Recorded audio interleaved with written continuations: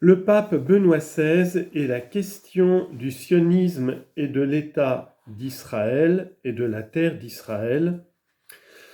Voilà ce sujet brûlant abordé par le pape Benoît XVI dans son livre posthume « Ce qu'est le christianisme » qui vient de paraître et donc dont le pape Benoît XVI a demandé la publication après sa mort.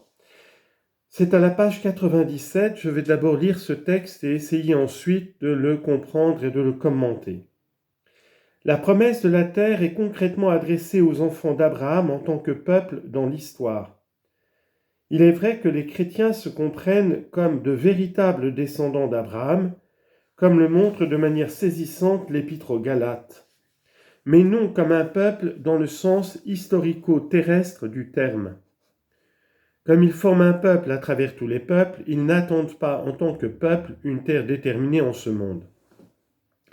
L'Épître aux Hébreux a expressément formulé cette interprétation de la promesse de la terre. Citation au chapitre 11, versets 9 à 10. « Grâce à la foi, Abraham vint séjourner en immigré dans la terre promise, comme en terre étrangère. Il vivait sous la tente, avec, héritier de la même promesse, car il attendait la ville, point de suspension, dont Dieu lui-même est le bâtisseur et l'architecte. » Et encore au verset 13 de ce même chapitre 11, « C'est dans la foi, sans avoir connu la réalisation des promesses, qu'ils sont tous morts, mais ils l'avaient vu et salué de loin, affirmant que, sur la terre, ils étaient des étrangers et des voyageurs. » L'Épître à Diognète a développé encore plus avant ce point. Les chrétiens vivent dans leurs pays respectifs comme des citoyens responsables et savent en même temps que leur véritable cité, leur véritable pays vers lequel ils sont en chemin est à venir. La promesse de la terre se rapporte au monde à venir et relativise les diverses appartenances terrestres. La dialectique entre appartenir de manière responsable à ce monde et être simultanément en chemin détermine l'interprétation chrétienne du pays et du peuple et doit être bien entendu toujours à nouveau réélaborée, soufferte et vécue. De son côté, le judaïsme a conservé l'idée de la filiation abrahamique concrète et a donc dû nécessairement chercher encore et encore, d'une manière ou d'une autre, une interprétation terrestre concrète de la promesse de la terre. L'échec de la révolte de Bar Kokhba, en 132-135 après Jésus-Christ, théologiquement soutenu par une partie du rabbinat, a toutefois signifié pour longtemps le renoncement à de telles formes de messianisme politique. De son côté, Maïmonide a ouvert une nouvelle voie en essayant de soustraire l'attente de la terre au domaine théologique afin de lui donner une forme rationnelle. Ce n'est toutefois qu'au XIXe siècle que cette tentative a trouvé une réalité concrète. La souffrance de la grande minorité juive en Galicie, comme en général à l'Est, est devenue chez Théodore Herzl le point de départ pour la fondation du sionisme qui avait comme but de redonner une patrie aux Juifs apatrides, pauvres et souffrants. Les événements relatifs à la Shoah ont rendu d'autant plus urgente la nécessité pour les Juifs d'avoir leur propre État. Dans l'Empire ottoman déclinant et auquel la Terre Sainte appartenait, il devait être possible de faire de la patrie historique des Juifs un pays qui soit de nouveau le leur. Ce faisant, le rayon des justifications internes et des représentations concrètes s'étendait très loin. Une grande partie des sionistes n'était pas croyante et a essayé de faire du pays une patrie pour le peuple juif dans un contexte sécularisé. Mais il y a toujours eu également des forces religieuses efficaces dans le sionisme et à la surprise des pères fondateurs agnostiques, il s'est souvent opéré un tournant vers la religion dans la nouvelle génération.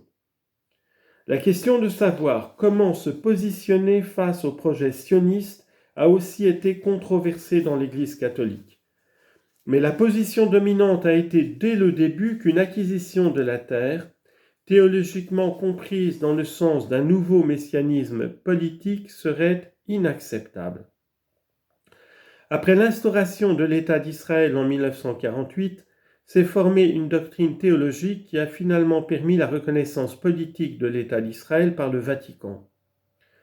Au centre de cette doctrine, il y a la conviction qu'un État qui serait compris dans un sens strictement théologique, un État fondé sur la foi juive, un État qui se prendrait lui-même pour l'accomplissement théologique et politique des promesses, qu'un tel État, selon la foi chrétienne, n'est pas envisageable dans notre histoire et serait en contradiction avec la compréhension chrétienne des promesses. En même temps, on a affirmé que le peuple des Juifs, comme chaque peuple, possède le droit naturel de revendiquer une terre propre.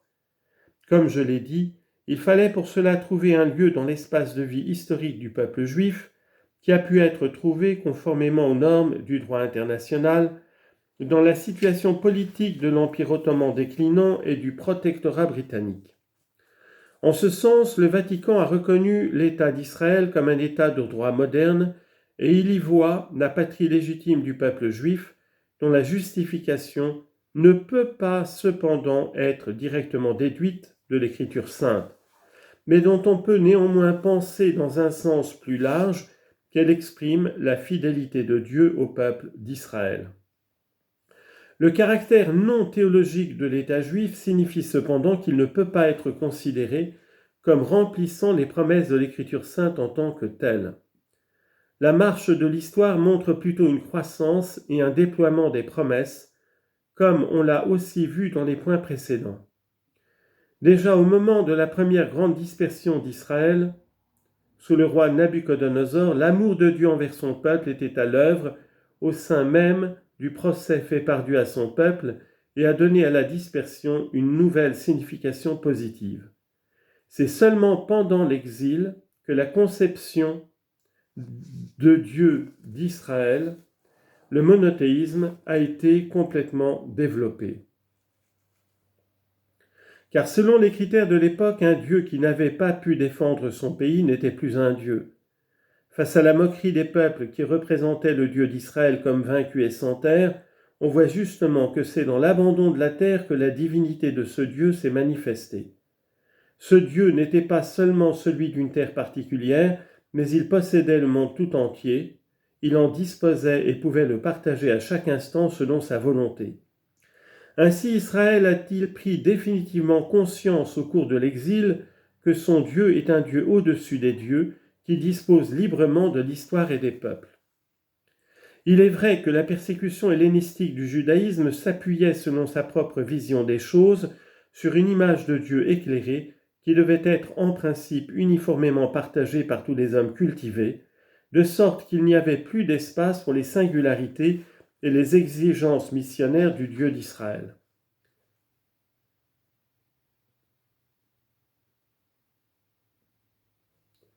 J'interromps ici cette lecture qui continue sur 1,5 pages et dans la prochaine dans le prochain audio, je vais interroger ce texte. Que le Seigneur vous bénisse tous. Merci.